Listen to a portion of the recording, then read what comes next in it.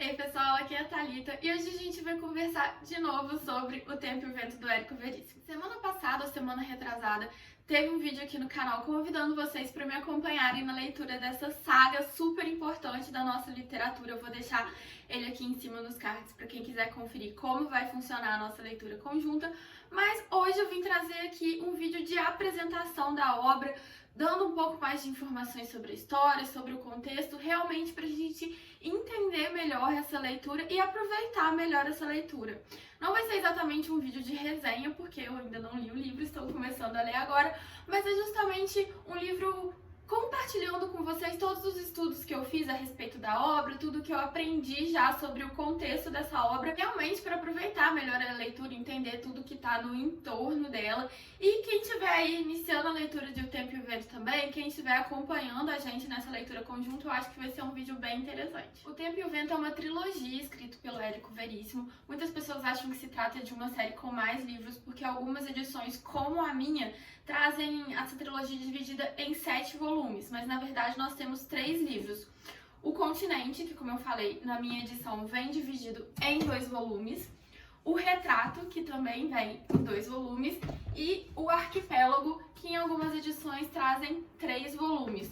A edição mais recente de O Tempo e o Vento, que eu acho que eles chamam de edição econômica, ela traz a trilogia dividida realmente em 3 volumes. Eu vou deixar o link dos livros aqui no box de descrição para quem quiser comprar, para quem se animar a fazer essa leitura, para quem quiser acompanhar a gente na leitura conjunta, vai estar tudo certinho aqui embaixo.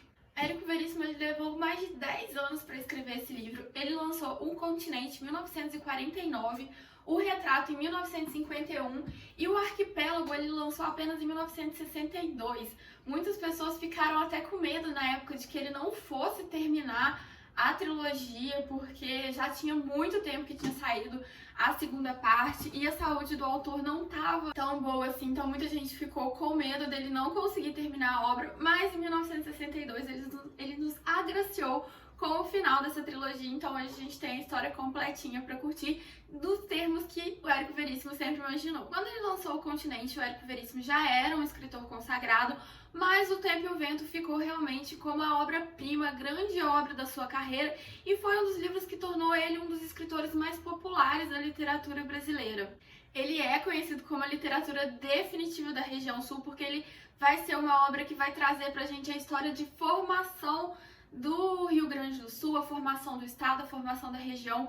Então, além da história dos personagens que o Érico Veríssimo traz pra gente aqui, uma história envolvente, uma história divertida, a gente também tem a história real de formação do estado. Essa obra foi adaptada algumas vezes para a TV, para o cinema, só que muita gente não sabe que as adaptações, elas na verdade cobrem apenas a primeira parte da obra.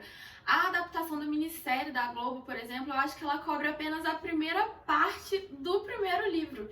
Então a gente tem uma história muito restrita do que é O Tempo e o Vento. Muitas pessoas acham que conhecem a história, mas a gente conhece só um pedacinho. Quem realmente quer conhecer a história do Érico Veríssimo tem que se aventurar nessa saga completa, porque o que a gente conhece, os personagens que ficaram muito marcados na nossa mente, que é a Ana Terra, o Capitão Rodrigo, eles aparecem só no inicinho dessa saga e muita gente acha que eles estão presentes pela história inteira.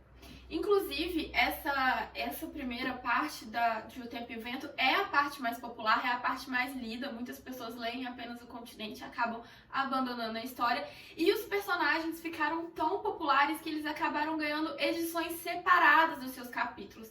A gente tem um capítulo dedicado apenas à Ana Terra, nesse primeiro volume, e um capítulo dedicado ao Capitão Rodrigo, e esses capítulos foram publicados como livros separados. Eu vou deixar aqui a foto desses 2 livros, dessas 2 edições, que muita gente lê sem saber que eles são, na verdade, parte integrante de O Tempo e o Vento.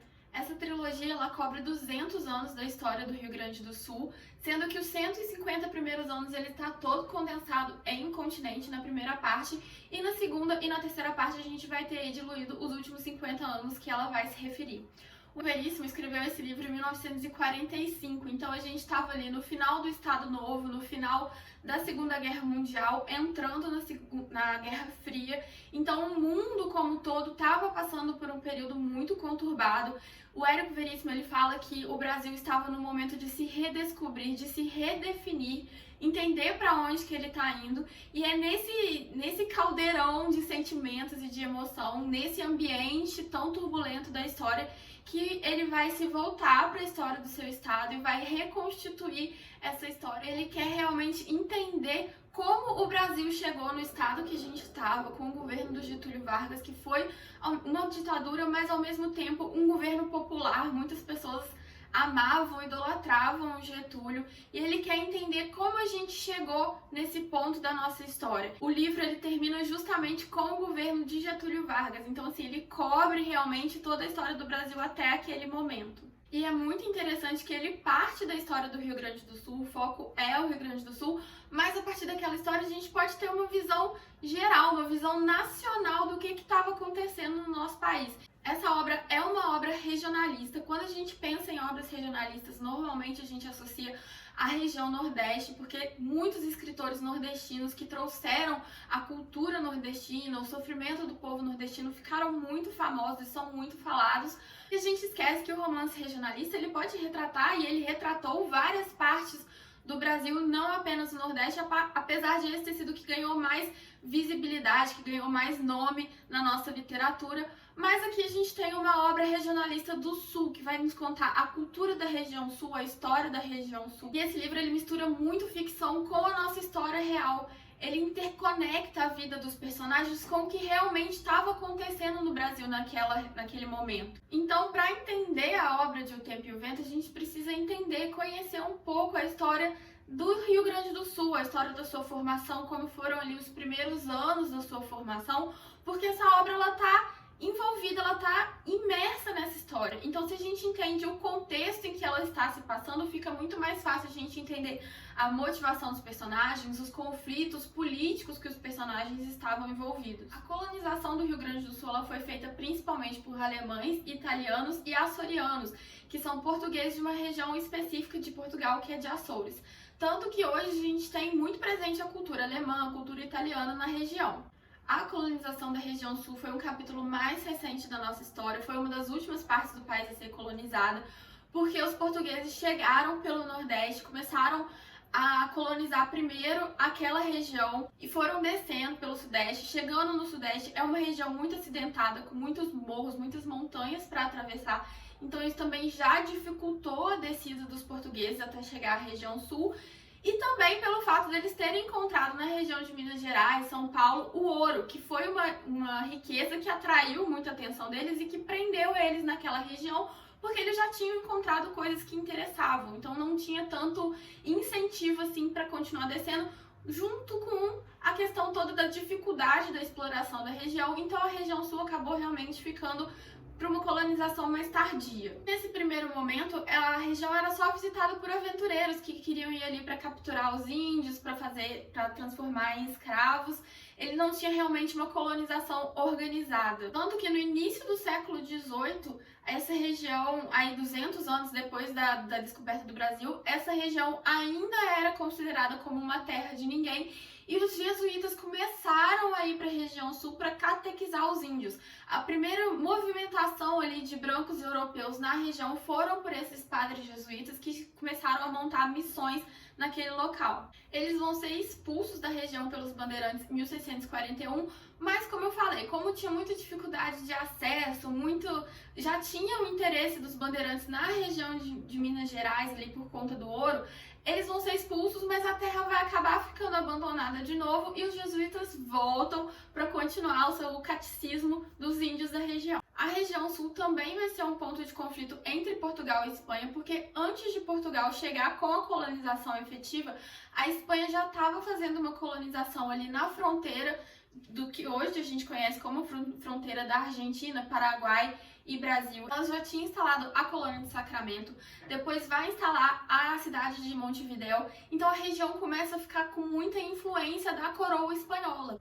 Então, como resposta, em 1740 que os portugueses vão fazer realmente a primeira expedição oficial de colonização à região sul para se instalar naquela região e não acabar perdendo a posse da terra para Espanha. Então, os conflitos entre Portugal e Espanha vão continuar ali no momento de formação do Rio Grande do Sul e eles só vão acabar em 1777 com a assinatura de um tratado entre Portugal e Espanha, Mas a cidade de Rio Grande já estava estabelecida desde 1737, ou seja, ela ficou ali sobre a disputa e influência de Portugal e Espanha durante os 40 primeiros anos da sua formação. E a fronteira definitiva do estado ela só vai ser definida em 1801, ou seja, a gente tem muita turbulência, muito conflito de influências sobre a região no início da formação.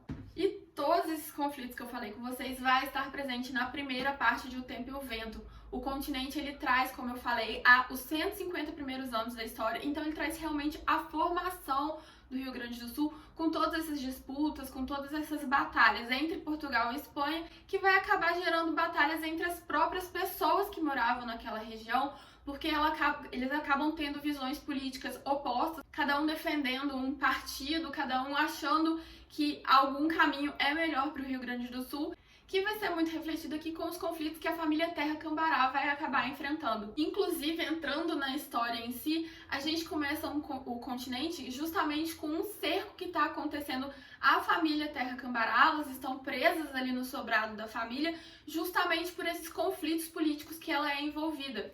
A gente começa essa história, então, no presente dela, em 1885, e depois dessa cena inicial desse cerco, a gente retorna 100 anos para trás para a gente conhecer o início da história da família Terra Cambará, mas que, como eu falei, vai ter como pano de fundo o início da formação do estado do Rio Grande do Sul. Essa narrativa ela vai ser toda permeada por guerras e conflitos, porque o início da história do estado é uma história permeada por guerras e conflitos.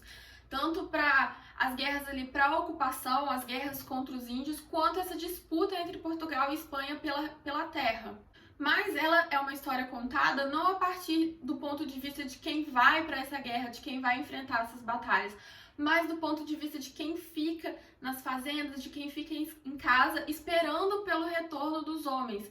Então essa acaba sendo uma história muito focada no ponto de vista de mulheres. A gente tem, tanto que a da personagem mais famosa que a gente tem aqui é a Ana Terra, a gente tem também a neta da Ana Terra, que é a Bibiana, que é uma personagem que está presente durante toda a narrativa. Os títulos de cada parte também vai refletir o que vai ter dentro daquela história, o que o Érico Veríssimo queria retratar naquela parte específica da saga.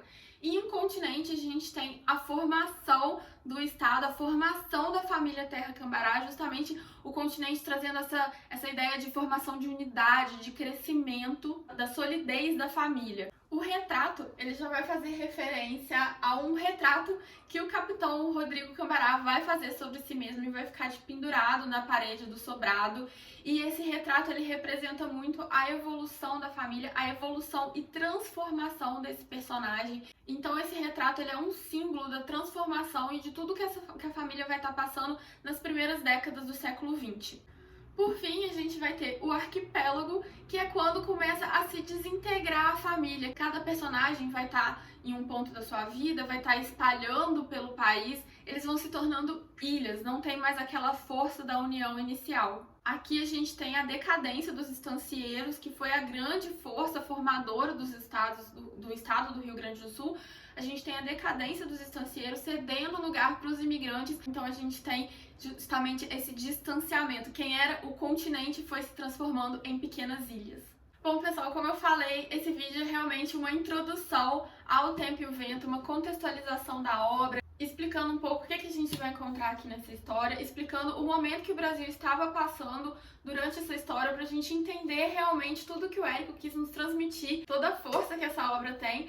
A leitura conjunta que eu tô organizando aqui no canal começou ontem, então quem quiser participar ainda dá tempo. Eu vou deixar o link aqui embaixo, tanto do grupo do Telegram, onde vai acontecer as discussões, como o link de compra do livro, para quem quiser comprar e participar aí com a gente. Espero que vocês tenham gostado desse vídeo, espero que tenha dado para dar assim uma visão geral do que é a obra de O Tempo e o Vento. Vai ter resenha de cada parte separada aqui, de acordo com o que a gente for lendo. Quando terminar uma parte lá pelo cronograma da leitura conjunta, vai sair uma resenha aqui com as minhas impressões de leituras especificamente de cada parte. Deixa aqui embaixo pra mim se você já leu essa obra, se você tem vontade de ler essa obra, se esse vídeo despertou em você a vontade de ler essa obra. E eu vejo vocês no próximo vídeo. Tchau!